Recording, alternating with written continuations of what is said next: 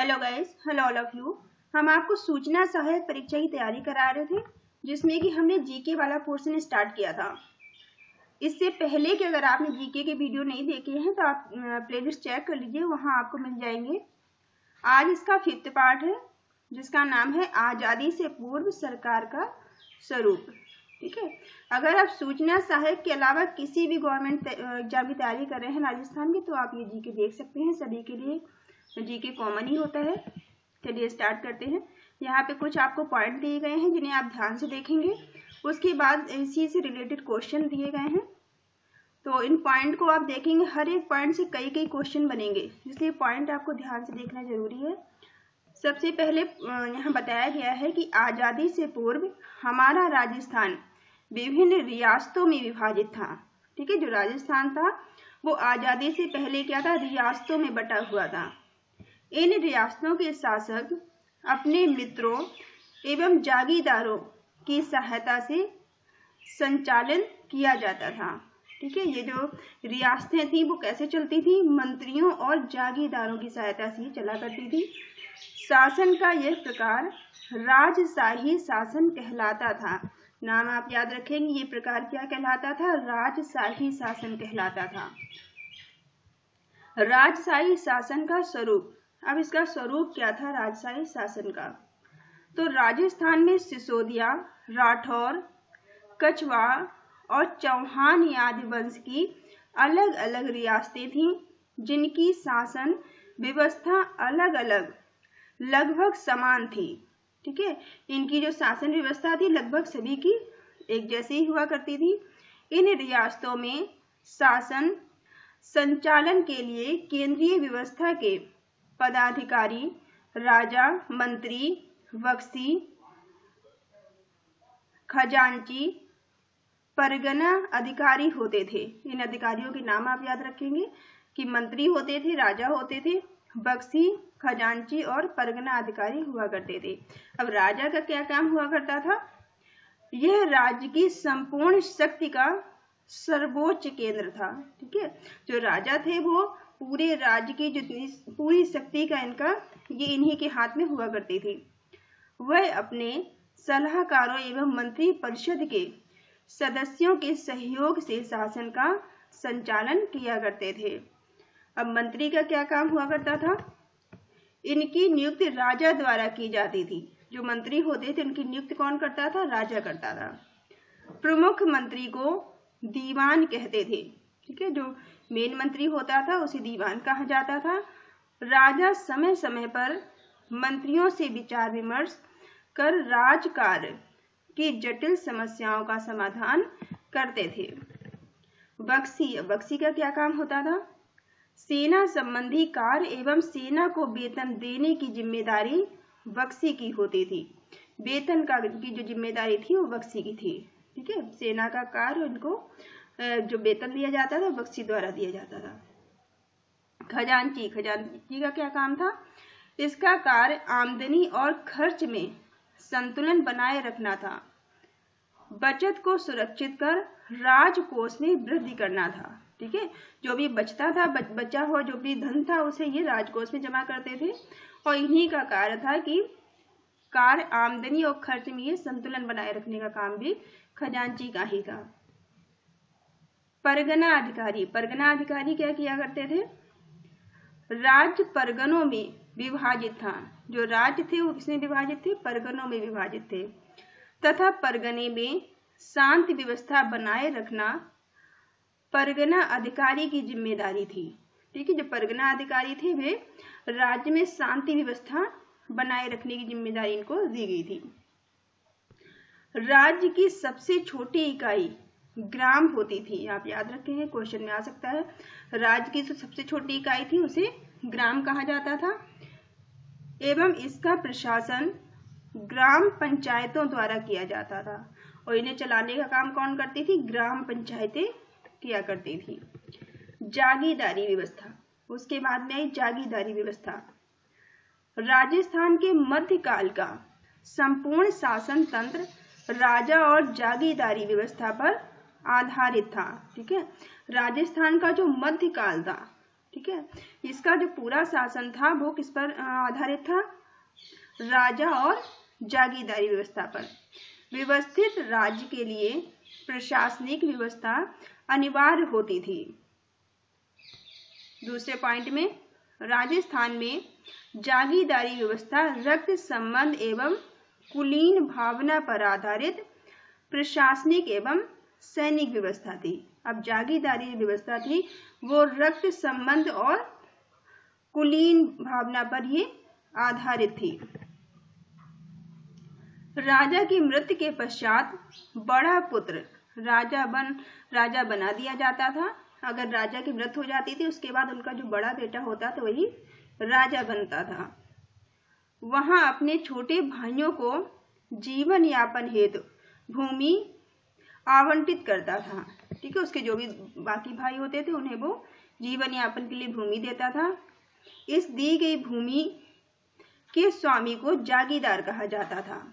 ठीक है, उन्हीं के जो बच्चे थे, जो भूमि उन्हें मिलती थी, वही जागीरदार बन जाते थे।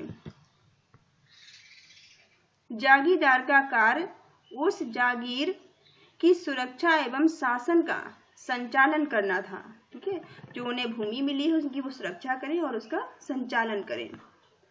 जागीरदारी व्यवस्था को शुरुआती राजस्थान में राजपूतों के शासन काल से मानी जाती थी। ठीक है, जो जागीरदारी व्यवस्था थी वो शुरुआत से ही राजस्थान के जो राजपूत थे उनकी शासन व्यवस्था उनके शासन काल से ये मानी जाती थी, उनके शासन काल से ये चली आ रही है। राजपूतों की विभिन्न शाखाओं ने राजस्थान में अपने राज्य स्थापित किए जिन्हें रियासतें कहा गया था। इन रियासतों की सुरक्षा व्यवस्था का संचालन के लिए शासकों ने जागीरदार व्यवस्था की शुरुआत की थी। ठीक है, इन्हीं रियासतों की जो सुरक्षा के लिए इन्होंने जागीरदारी व्यवस्था की शुरुआत की थी। किन्होंने की थी? राजपूतों ने। ठीक है, अब जागीरदारी व्यवस्था का स्वरूप। जागीरदारी व्यवस्था का स्वरूप क्या था? राजस्थान में जागीरदारी व्यवस्था रक्त संबंध पर आधारित थी। ठीक है, ये आप याद रखेंगे। तो जागीरदारी व्यवस्था थी वो रक्त संबंधों पर आधारित थी। जागीरदारों की नियुक्ति का कार्य राजा करता था। राजा और जागीरदारों के संबंध स्वामी और सेवक के ना होकर भाईचारा एवं सौहार्द पर आधारित होते थे।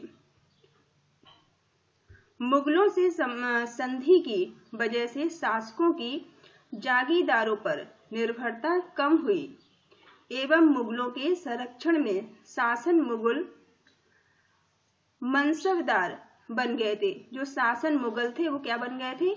मनसबदार बन गए थे। नाम याद रखेंगे, आपसे पूछा जा सकता है। जिसके परिणाम स्वरूप शासक जागीरदारों के साथ स्वामी जैसा व्यवहार करने लगे थे। शुरुआत में जागीरदारों से युद्ध एवं शांति के समय सेवाएं ली जाती थी। ठीक है, स्टार्टिंग की बात बता रहे हैं कि जागीरदारों से जो है युद्ध के समय शांति और उनसे सेवाएं ली जाती थी युद्ध के लिए। किंतु मध्यकाल में सेवाओं के साथ कर व्यवस्था निर्धारित की गई थी। ठीक है, लेकिन मध्यकाल आते आते क्या हो गया? सेवाओं के साथ साथ इनसे कर भी वसूला जाने लगा, जिसका उल्लेख जागीर पट्टे में मिलता है। अंग्रेजों का शासन। अब इसके बाद अंग्रेजों का शासन आया।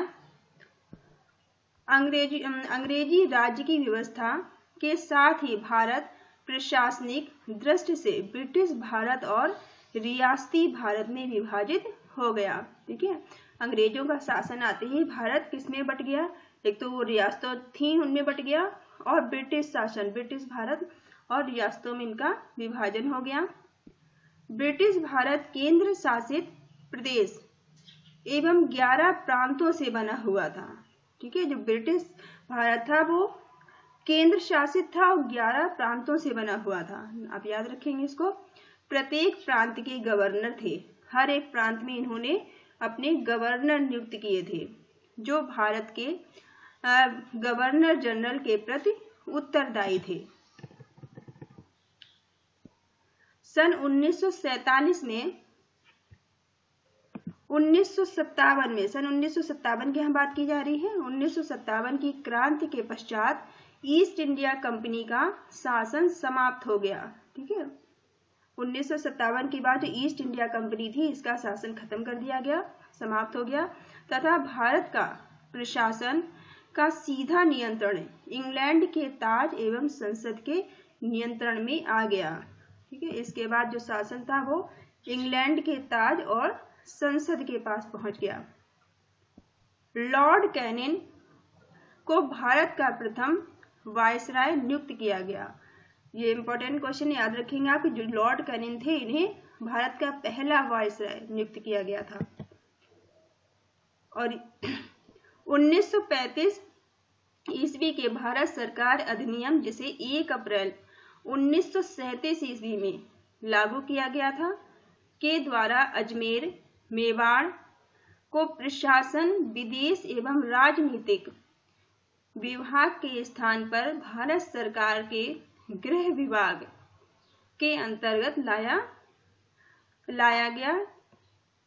इसमें इस क्षेत्र के सभी कानून गवर्नर जनरल द्वारा न बनाकर संघीय कार्यपालिका द्वारा बनाए गए थे।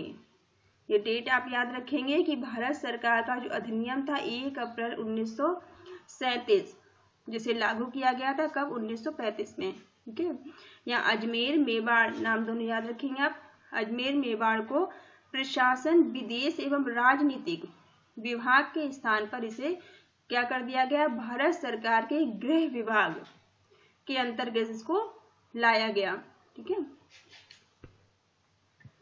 देश की आजाद होने के बाद राजस्थान का एकीकरण शुरू हुआ। जब देश हमारा आजाद हुआ तो उसके बाद क्या हुआ, राजस्थान का भी एकीकरण शुरू हो गया। राजस्थान की प्रथम विधानसभा चुनाव कब हुए थे, 1952 में हुए थे। ठीक है, ये डेट आप याद रखेंगे। राजस्थान के जो पहले विधानसभा चुनाव थे वो 1952 में हुए थे। टीकाराम पालीवाल राजस्थान के प्रथम निर्वाचित मुख्यमंत्री थे। इंपॉर्टेंट क्वेश्चन है, याद रखेंगे आप दोनों को। जो टीकाराम पालीवाल थे वो पहले निर्वाचित मुख्यमंत्री थे, कहाँ के, राजस्थान के। ठीक है, तो ये पॉइंट है जो इंपॉर्टेंट है, जिन्हें आपको याद रखना है। इन पॉइंट से बहुत सारे क्वेश्चन बनेंगे। कुछ क्वेश्चन यहाँ दिए गए हैं, उन्हें हम देख लेते हैं। पहला क्वेश्चन यहाँ पूछा गया आपसे कि सेना को वेतन देने तथा सेना संबंधी अन्य कार्यों की जिम्मेदारी होती थी। तो सेना को वेतन देने का काम, उसके जो बाकी उसके काम थे, इनकी जिम्मेदारी किसको दी गई थी, बख्शी को दी गई थी। ठीक है, तो आप बख्शी वाले में टिक करेंगे। सेकंड, राजस्थान के प्रथम निर्वाचित मुख्यमंत्री कौन थे, अभी भी हमने देखा है, ये टीकाराम पालीवाल थे। ठीक है, भारत का प्रथम वायसराय कौन था, तो भारत का पहला प्रथम वायसराय कौन था, ये लॉर्ड कैनिन थे। क्वेश्चन नंबर 5, राजस्थान की प्रथम विधानसभा के चुनाव कब हुए थे, तो राजस्थान की पहली जो विधानसभा थी उसके चुनाव आजादी के बाद 1952 में हुए थे। ठीक है, तो आप ये डेट याद रखेंगे 1952 की। क्वेश्चन नंबर 6, राजस्थान की संपूर्ण शक्ति का सर्वोच्च केंद्र होता था, तो राजस्थान की जो संपूर्ण शक्ति का सर्वोच्च केंद्र था वो राजा हुआ करता था। क्वेश्चन नंबर 7, निम्न में से एक का कार्य आमदनी और खर्च में संतुलन बनाए रखना तथा बचत को सुरक्षित कर राजकोष में वृद्धि करना था। ये काम किसका था, खजांची का था। ठीक है, कार्य और खर्च में संतुलन बनाए रखने का काम खजांची किया करता था, और जो बचा हुआ धन था उसे वो राजकोष में जमा कर देते थे।